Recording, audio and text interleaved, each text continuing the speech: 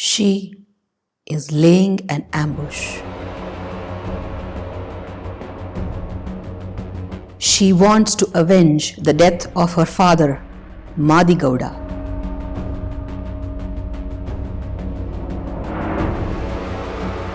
He was a professional wrestler and got killed by his opponents in a match.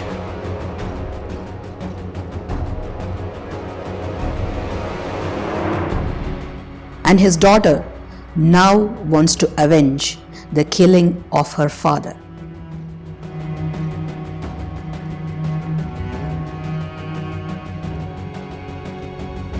Her name is Hariyakka.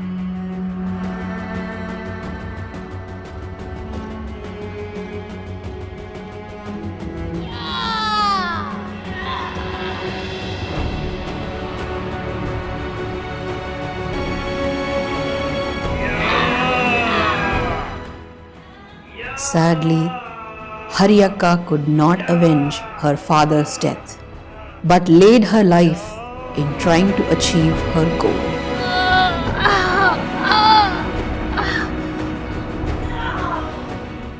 Channappa, her younger uncle and brother of Madigowda, erected 2 hero stones in memory of the father and the daughter.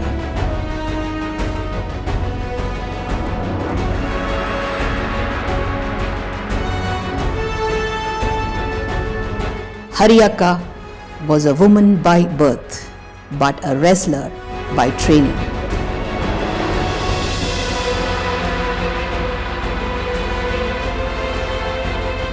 And she hails from the 15th century society, generally perceived as a patriarchal society.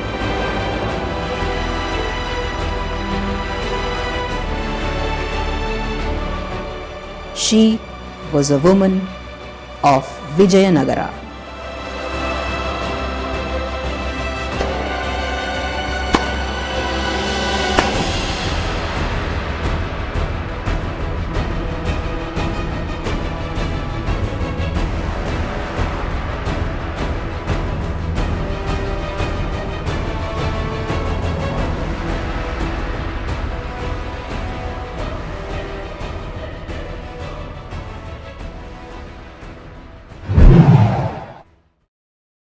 Hariyakka died in the year 1446. No more details like her age are available, but a record of her death exists in the form of a Veeragallu. Hariyakka represents a section of 15th century women that was not confined to the 4 walls of a house. Her exploits tell us that the women of her times went beyond the generally perceived scope of a woman. Let's not presume that hers was a standalone instance of women empowerment. There may have been many Hariyakkas in the vast Vijayanagara Empire, unknown and unsung. This special program of Anveshi is about some of the women of Vijayanagara who stood out as exceptional examples of women empowerment in medieval India.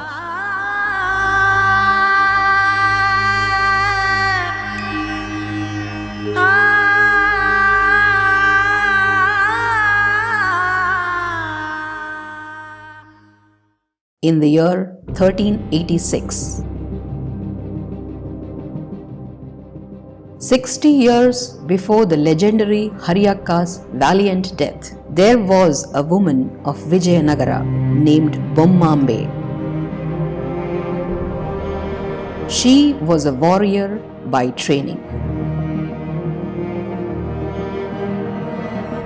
Her valiant death was etched on a Veeragallu found in Malandur village. Mahavir Madar ಕಾಳ ಬೇಡರ ಹುಯ್ಯಲಲಿ ಸ್ವರ್ಗವನ್ನೇರಿದನು. ಆತನ ಮದವಲಿ ಬೊಮ್ಮಾಂಬೆ ಕಾದಿ ಪರಮಪದವ ಪಡೆದಳು. It means great warrior Madarakala fought with forest dwellers and died in the battle. His wife Bommambe continued the battle and attained moksha.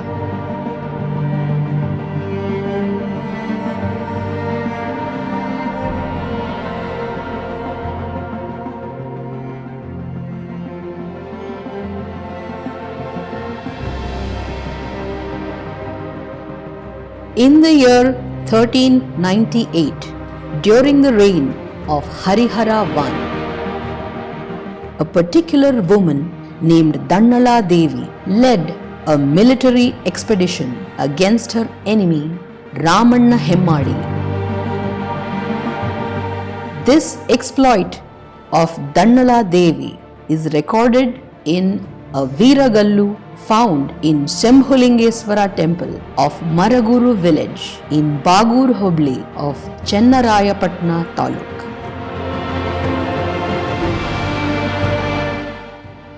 History suggests that the women in Vijayanagara Empire were excelling in warfare.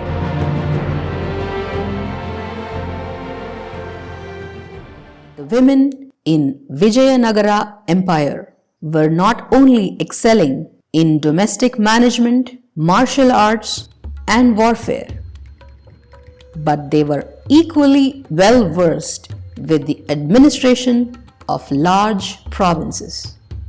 An inscription indicates that in 1530, the year in which the reign of Achyutadevaraya had just commenced, there was a woman governor named Dannala Devi administering Begunji Sima, while her brother Veerabhairarasa Odayar was ruling over Karkala province. The inscription tells us that she was an able administrator and caretaker of the citizens of her province. In the year 1542, during the reign of Achyutadevaraya, Chenna Devi was governing the provinces of Haduvalli, Bhatkala and other regions. She was a daughter-in-law of Mahamandaleshwara Devarasa of Sangeetapura. It so happened that in 1542, a Portuguese captain attacked Bhatkala and intruded into the palace of Chenna Devi. This foreigner was confronted by Venkappa Nayaka, a soldier guarding the palace door. In the hand-to-hand duel, Venkappa killed the intruding Portuguese captain, but he too died subsequently. In respect of the slain palace guard, Chenna Devi donated estates to the family members of Venkappa.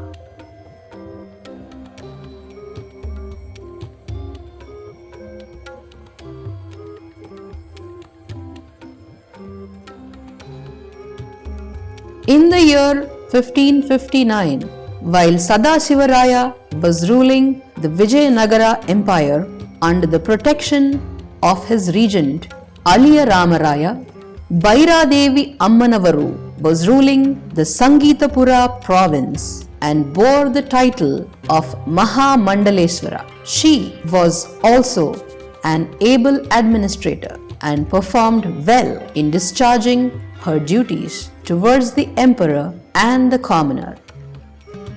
Similarly, an inscription from the year 1566 mentions a woman provincial ruler under Sadashivaraya. Her name is Ammi Devi Amma. She ruled over the areas above the ghats of the present Shimoga district.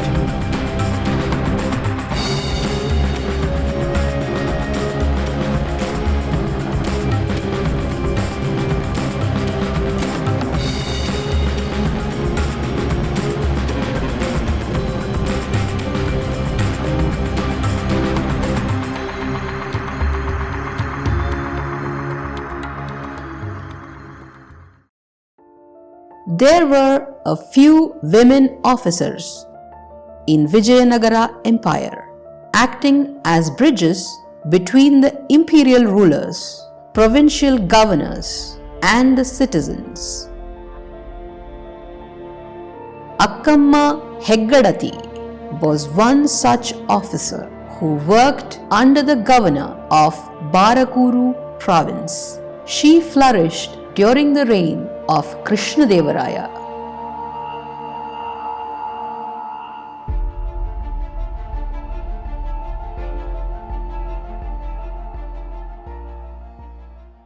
During Vijayanagara times, women excelled in fine arts including poetry. In Raghunathabhyudaya, the biography of Tanjavur ruler Raghunatha Nayaka, women poets and their talents have been vividly described. These women poets were well versed with complex formats of poetry such as Chitra, Bandha, Garbha and Ashu. They were dexterously displaying skills in poetical challenges like Setalekhini.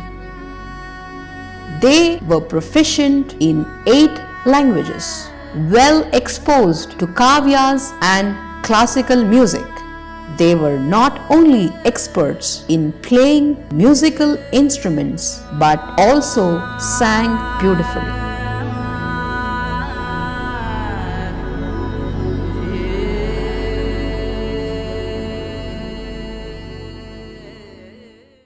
In this documentary, we have featured some of the women who stood out as able administrators, fierce warriors, and established poets of the Vijayanagara Empire. It is likely that there were many more such women whose references, documents, and memorials were lost in the last many centuries.